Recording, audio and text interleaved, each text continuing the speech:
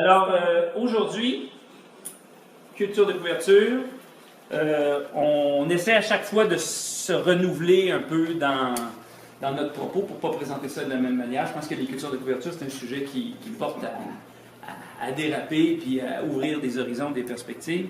Je remercie Camille, Sylvestre et Charlotte qui, par leur travail, contribuent à ce que je libère un peu de temps et pour vous faire cette présentation. Cette présentation-là est vraiment là pour introduire la journée. Parce que dans le comité organisateur, on avait des interrogations suite à la saison 2022. Puis on voulait arrimer nos interrogations avec la journée culture de couverture. Vous allez voir, ça s'articule quand même assez bien. Quelles étaient ces interrogations-là? C'est qu'on a vraiment constaté cette année que l'azote organique sur les entreprises, en tout cas en Montérégie, les retours de fumier, les retours de culture de couverture, c'était vraiment pas la performance qu'on s'attendait. Et aussi une autre interrogation qui vient du milieu, des médias, des discussions qu'on a avec des producteurs. Est-ce qu'on peut augmenter la matière organique des sols? Fait que cette journée-là, vraiment, on va essayer de répondre en partie à ces questions-là. C'est pas moi nécessairement qui va y répondre, mais ça va être entre autres les différents conférenciers. Par rapport à la question 1, une observation.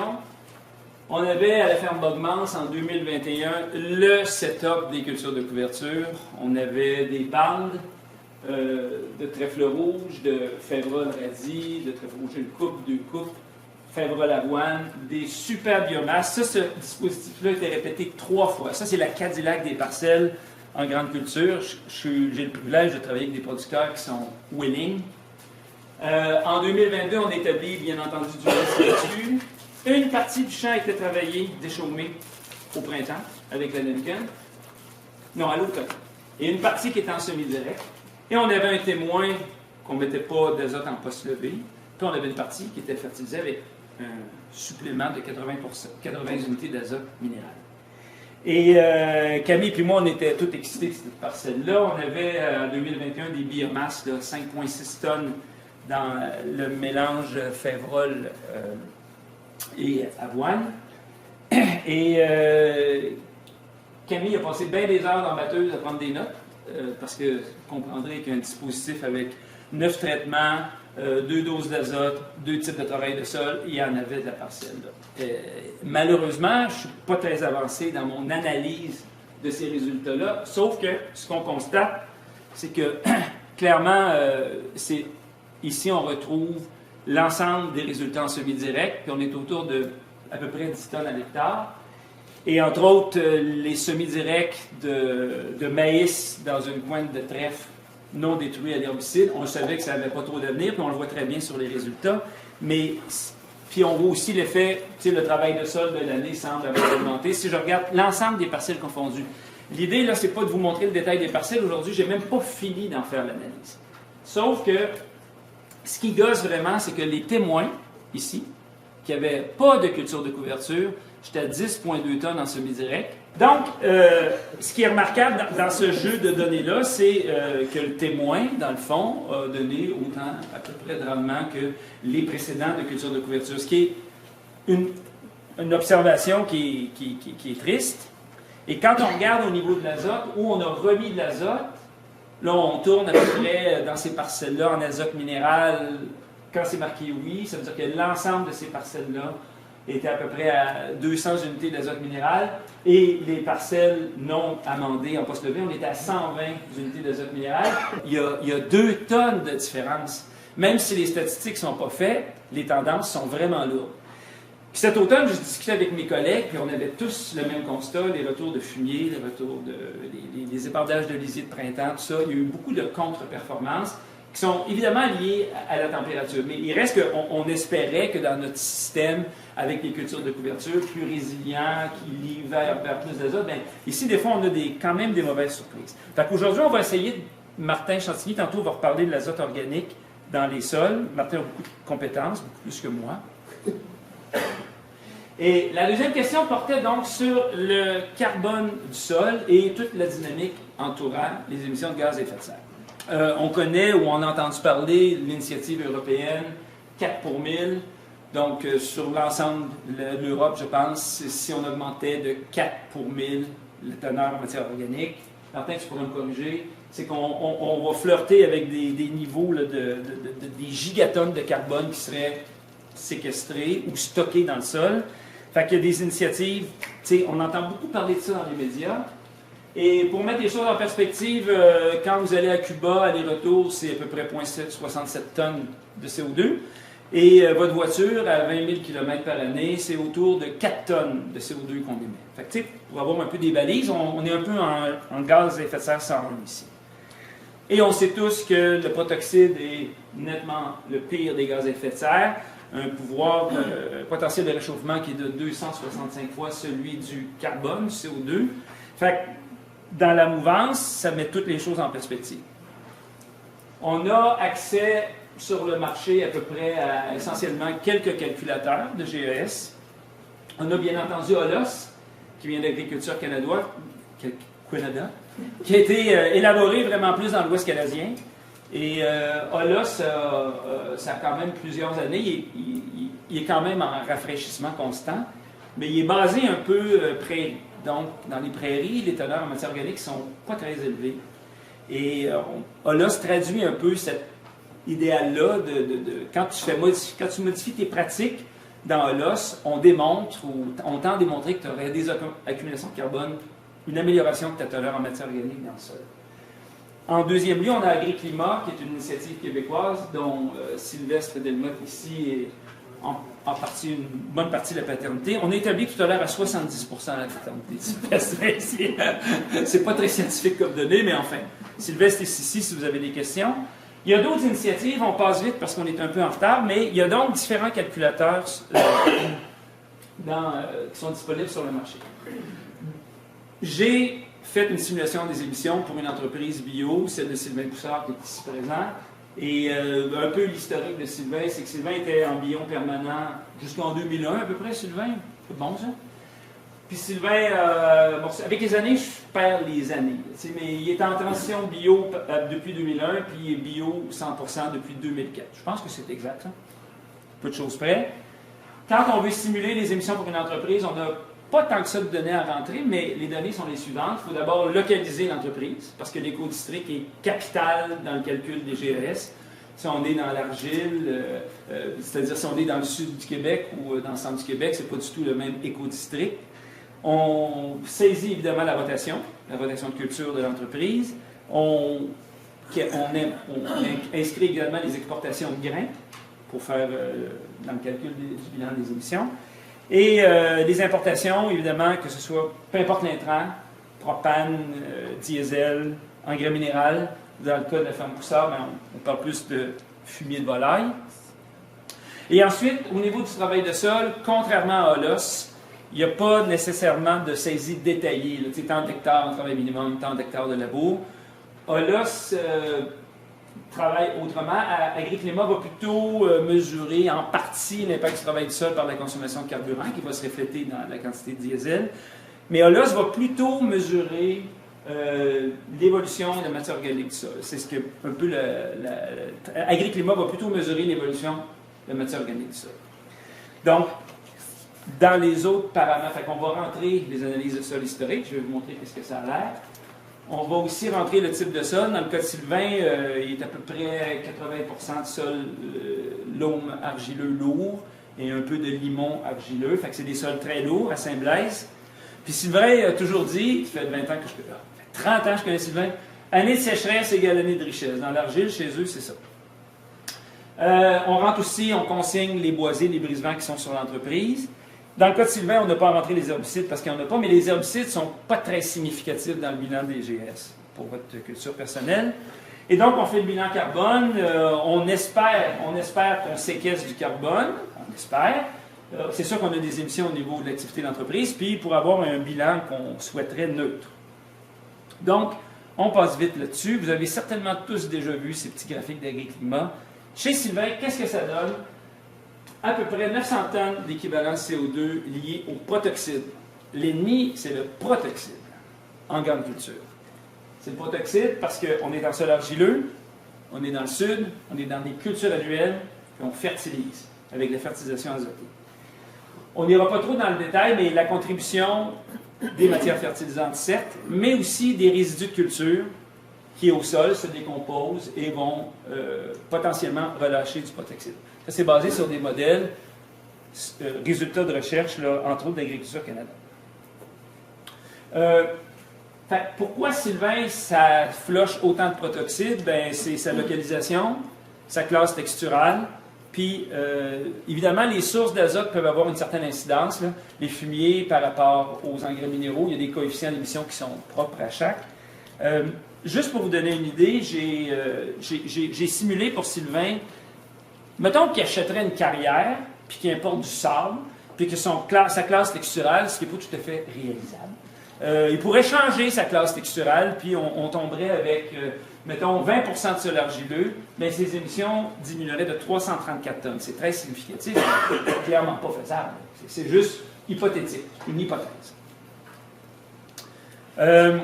L'énergie, donc tout ce qui touche l'utilisation, consommation, fait, tout ce qui est lié à l'extraction, la production, transport, combustion d'énergie, on est vraiment un faible 13% des émissions sur le volet émissions de l'entreprise. C'est significatif, mais c'est pas là que ça joue. C'est vraiment, oui, c'est important, puis on peut travailler là-dessus aisément, mais c'est clair que Simon est-tu arrivé? Simon n'est pas arrivé. Il est où Simon? Il n'est pas là. Quand du rivage, on a switché, mettons, du propane au séchage par fond séchant, on se pète les bretelles, on ne prend plus de propane, on est content. Sur le bilan des émissions, ça demeure quand même, je ne dirais pas anecdotique, parce que chaque kilo de CO2 évité compte, mais c'est quand même pas là que la game se joue. Bon, en parallèle à tout ça, dans les médias, il n'y a pas une semaine qu'on entend parler que j'avais des terres à 2, c'est rendu à 3. Source Strip Till Farmer que Denis m'a envoyé l'autre jour. Partout, c'est unanime. On fait arrimer conservation des sols, semi-direct, avec augmentation du carbone du sol. C'est comme ça va de soi, là. Tout le monde dit ça. Un modèle de Farming for a Better Climate de l'Université de Purdue précise 68% des émissions liées au protoxyde, ce qui ressemble un peu aux chiffres qu'on a vus tantôt. Puis il précise aussi qu'on pourrait séquestrer 0,4 tonnes à l'acre de CO2 par année. C'est partout, c'est partout, c'est partout. Or, quand on rentre dans la super calculette à Sylvestre, qui est un sympathique personnage, et qu'on rentre l'historique des analyses de sol, et qu'on fait une régression, une méthodologie qui a été approuvée par Émilie Maillard d'Agriculture Canada, ben, c'est pas le fun, mais on drop annuellement de 0,04% de matière organique. OK, Sylvain, il a beau, on a une rotation en maïs, soya, un peu de céréales. C'est peut-être pas le modèle de conservation, c'est le constat qu'on fait. On va essayer d'aller voir un peu plus loin. C'est sûr que cette approche-là, il y a eu des changements de méthodologie au niveau des analyses de sol. Avant, on utilisait Walt Clay Black, qui tend un peu à sous-évaluer la matière organique du sol. Et en 2007, on a changé de méthodologie, fait qu'on est en perte au fou, qui évaluerait un petit peu de façon supérieure. C'est sûr que cette approche-là, de prendre les matières organiques du sol, puis Martin, si je dis une connerie, tu lèves la main. J'ai-tu dit une connerie? Là, j'ai vu ta face, je dis, mais qu'est-ce qu'il raconte? Parce que Michel, il m'a dit, le cadre, dis pas niaiserie en avant, parce que là, le monde, ils partent avec ça après, puis on a parlé de ça. Bien prévu. Mais là, c'est sûr que ce n'est pas une méthode parfaite. C'est des analyses de sol qui ont été pognées par n'importe qui, n'importe quelle, à différentes profondeurs, pas géoréférencées et tout ça. Sauf que quand on regarde sur l'ensemble de l'œuvre et qu'on le fait pour plusieurs entreprises, on commence à avoir une échelle d'information qui devient fiable. Puis, pour ma part, je n'ai pas eu le temps de préparer ça, mais moi, j'ai des producteurs pour lesquels on fait des années géoréférencées. On est rendu à 3 séquences d'échantillonnage sur 15 ans. Puis la matière organique, là, elle se promène même géoréférencée. Okay? Fait que c'est pas facile à caractériser. Il faut y aller dans des grandes échelles. Je vous donne un autre exemple. Des analyses depuis 2005 à 2022. Tantôt, Sylvain est à 0,04 de perte. Lui est à 0,024. Et c'est qui cette entreprise? Lève ta main. C'est Jocelyn Michon. Fait que Jocelyn, qui est en semi-direct, bonne rotation, utilisation d'engrais de ferme, du fumier de dinde, je pense que tu utilises. En dépit de ça, en dépit de tous ces efforts de conservation, il semblerait avoir une perte de matière organique. Bon. C'est sûr que les réserves de Jocelyn sont les suivantes. C'est qu'en semi-direct, il faudrait mesurer plus que 6 pouces. Il faudrait aller dans le profil parce qu'avec l'activité des lombriques, puis bon, on peut présumer qu'il faudrait mesurer sur plus profond pour voir l'évolution. Il a raison. Il se questionne aussi parce qu'il y a des champs qui ont nivelé, puis après ça, ben, il y a des analyses de ça qui étaient un peu bizarres. Forcément, le nivellement, c'est assez. C'est violent, le nivellement. Pour un sol, c'est violent. Et il se rappelle que jadis, lui, il était autour de 1,6 à 2 %. Manque de chance, il ne trouve pas ses vieux certificats d'analyse de sol, mais je peux. Tu les as achetés? Et du Carl, je les ai achetés. Puis aujourd'hui, il serait quand même à 3,5. Fait que, dans sa perspective, à Jocelyn, ça augmente. Et Sylvestre, lui, quand il regarde l'ensemble des données d'Agri-Climat sur plusieurs types d'entreprises sur l'ensemble du Québec, en grande partie, les matières organiques évoluent à la baisse. Tu vois, Sylvain, j'ai mis ton copyright. Donc, chez Sylvain Poussard, 0,04 % de matière organique annuelle, ça représente des émissions de 958 tonnes d'équivalent CO2 par année. It's big. Si on revient à notre bilan, 900 au niveau des émissions directes, là, qui est lié à l'utilisation d'intrants, puis le travail de sol, tout ça. Perte de sol, 958. Un total de 2000, donc 7,5 tonnes. Je vous rappelle qu'une voiture, c'est 4 tonnes par année d'équivalent CO2. Fait que le carbone sol, on retrouve dans l'industrie beaucoup de propositions pour mesurer le carbone sol, entre autres une initiative dans l'Ouest de Carbon Asset Solutions. En ce qui nous concerne, en tout cas, mon analyse personnelle, c'est que les émissions liées au carbone sol, ça semble être pas très gagnant pour faire augmenter les teneurs. Je pense qu'on peut le faire, mais on va avoir des discussions toute la journée là-dessus. On n'ira pas trop dans le détail. En ce qui concerne les émissions de protoxyde, j'avais simulé pour l'entreprise Poussard, si on rationalisait, peut-être par la rotation ou moins d'utilisation de fumier, on pourrait peut-être faire des économies là, d'à peu près 600 kg à l'hectare d'émissions nettes. Facilement mesurable. Tu mets moins d'azote, il y a moins d'émissions. Ça, c'est straight pipe. Là. Pas une hypothèse d'augmentation de la matière organique. Vous me suivez? Fait c'est sûr que les méthodologies sont en amélioration, c'est imparfait. Ça devient quand même, pour moi, je pense qu'on n'a pas le choix de calculer les émissions aux entreprises. On est rendu là. Comme société, ça va faire partie là, du bilan d'une entreprise. Il va falloir évaluer les émissions. Puis, gardez vos lunettes ouvertes. Si on dit que pour la conservation des sols, semi-direct, ça, l'augmentation du carbone sol, pas sûr, mais il y a tellement de bénéfices. Je veux dire, le ruissellement, l'érosion, la conservation des sols, la porosité, on ne le fait pas juste pour les GES, on le fait pour l'ensemble de l'œuvre. C'est la même chose pour les brise-vents puis les bandes arbustives.